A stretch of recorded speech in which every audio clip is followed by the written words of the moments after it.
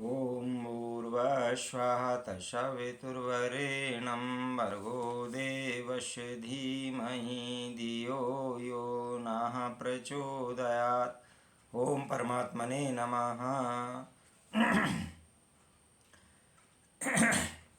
तदा बंधो यदा चितम सक्तम काश्वपि दृष्टिषु तदा मोक्षो यदा चित्तमाशक्तम सर्वदृष्टिषु। तदा तब बंधा बंधन यदा जब चित्तम चित्त मन सक्तम आसक्त काश्वपि किसी भी दृष्टिषु विषय में तदा तब मोक्ष मुक्ति यदा जब चित्तम चित्त मन आसक्तम अनासक्त सर्वदृष्टिषु सभी विषयों में। तब बंधन है जब मन किसी विषय में आसक्त हो जाए, और मोक्ष का अर्थ है जब मन किसी भी विषय में अनासक्त हो।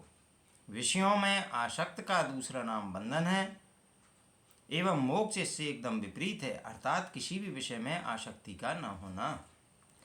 पहले एवं दूसरे सत्य में महर्षि अष्टावक्र बंधन तथा मुक्ति की अलग अलग व्याख्या करते हैं, परंतु इसमें वे सार रूप में एक ही सूत्र में व्याख्या करते हुए कहते हैं कि जब मन किसी दृष्टि अथवा विषय वासना में लगा हो तब वह बंधनों में बना रहता है, और जब वह सब दृष्टियों से मुक्त हो जाता है तब मोक्ष होता है। इसमें महर्षि अष्टावक्र एक और महत्वपूर्ण बात कहते हैं कि कर्म में लगा होना ही बंधन नहीं है, अपितु आत्मा से अलग दिखलाई पड़ने वाले सभी विषयों के प्रति किसी भी प्रकार की दृष्टि होना भी बंधन ही है। यह दृष्टि ही वासना का रूप है, जहाँ दृष्टि है वहीं वासना भागेगी।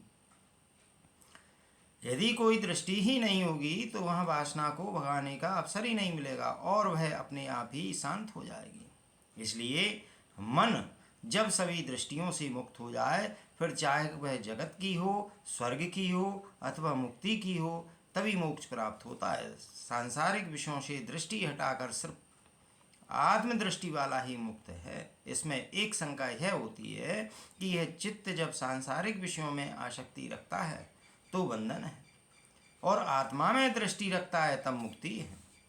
तो फिर चित्त में चंचलता, उसकी दृष्टि आत्मा से हटकर सांसारिक भोगों में हो सकती है। ऐसी स्थिति में तो मोक्ष भी बेकार ही है।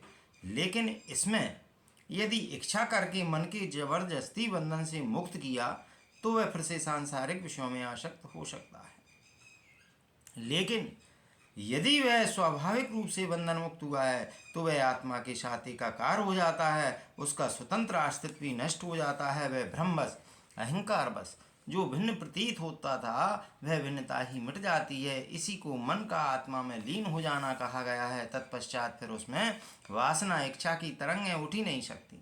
जैसे भुनना चने में अंकुर नहीं फूट सकता, वैसे ही जब चित्त आत्मा में विलय हो जाता है तो वह चित्त रहता ही नहीं है, तब वासना रूपी बीज भी कैसे रह सकती है।